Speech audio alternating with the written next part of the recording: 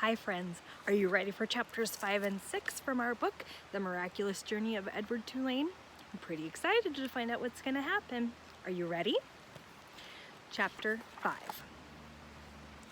The house on Egypt Street became frantic with activity as the Tulane family prepared for their voyage to England. Edward possessed a small trunk and Abilene packed it for him, filling it with his finest suits and several of his best hats and 3 pairs of shoes, all so that he might cut a fine figure in London. Before she placed each outfit into the trunk, she displayed it to him. "Do you like this shirt with this suit?" she asked him. "Or would you like to wear your black derby? You look very handsome in it. Shall we pack it?" And then finally, on a bright Saturday morning in May, Edward and Abilene and Mr. and Mrs. Tulane were all on board the ship, standing at the railing. Pellegrina was on the dock. On her head, she wore a floppy hat strung around with flowers.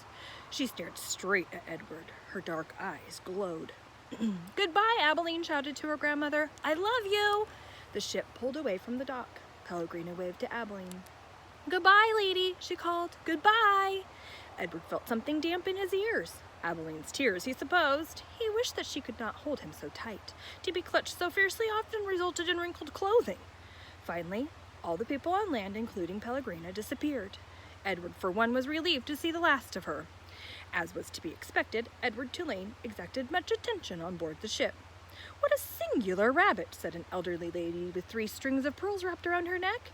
She bent down to look more closely at Edward. "Thank you," said Abilene. Several little girls on board gave Edward deep glances full of longing. They asked Abilene if they might hold him. "No," said Abilene. "I'm afraid he's not that kind of rabbit who likes to be held by strangers." 2 young boys, brothers named Martin and Amos, took a particular interest in Edward. "What does he do?" Martin asked Abilene on the second day at sea. He pointed at Edward, who was sitting on a deck chair with his long legs stretched out in front of him.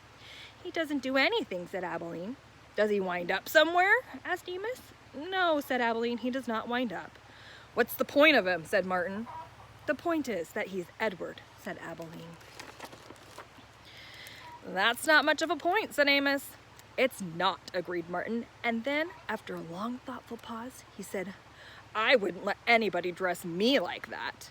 "Me neither," said Amos. "Do his clothes come off?" asked Martin. "Of course they do," said Abilene. "He has many different outfits. And he has his own pajamas, too. They're made of silk." Edward, as usual, was disregarding the conversation. A breeze was blowing off the sea, and a silk scarf wrapped around his neck billowed out behind him. On his head, he wore a straw boater. The rabbit was thinking that he must look quite dashing. It came as a total surprise to him when he was grabbed off the deck chair, and first his scarf, and then his jacket, and then his pants were ripped from his body. Edward saw his pocket watch hit the deck of the ship and roll merrily toward Abilene's feet. "Look at him," said Martin. "He's even got underwear." He held Martin aloft so that Amos could see. "Take it off!" shouted Amos. "No!" screamed Abilene. Martin removed Edward's underwear. Edward was paying attention now. He was mortified. He was completely naked except for the hat on his head, and the other passengers on board the ship were looking at him, directing curious and embarrassing glances his way. "Give him to me!" screamed Abilene. "He's mine!" "No," said Amos to Martin. "Give him to me!" He clapped his hands together, and then he held them open. "Toss him," he said. "Please," cried Abilene. "Don't throw him. He's made of china. He'll break." Martin threw Edward, and Edward sailed naked through the air. Only a moment ago, the rabbit had thought that being naked in front of a shipload of strangers was the worst thing that could happen to him. But he was wrong. It was much worse being tossed in the same naked state from the hands of one grubby laughing boy to another. Amos caught Edward and held him up, displaying him triumphantly. "Throw him back!" called Martin. Amos raised his arm, but as he was getting ready to throw Edward, Abilene tackled him, shoving his head into her stomach and upsetting the boy's arm. So it was that Edward did not go flying back into the dirty hands of Martin. Instead, Edward Tulane went overboard. Chapter 6. How does a china rabbit die? Can a china rabbit drown? Is my hat still on my head? These were the questions that Edward asked himself as he went sailing over the blue sea.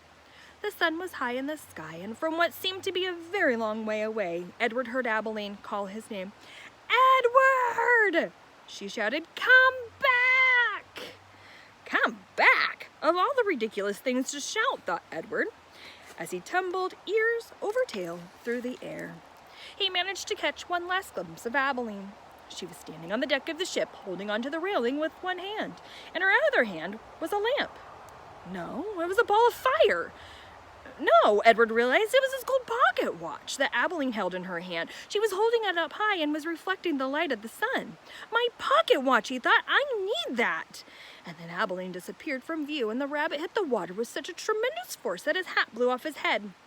That answers that question, thought Edward, as he watched the hat dance away on the wind. And then he began to sink.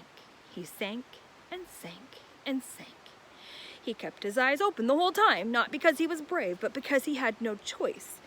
His painted-on eyes witnessed the blue water turning to green and then to blue again.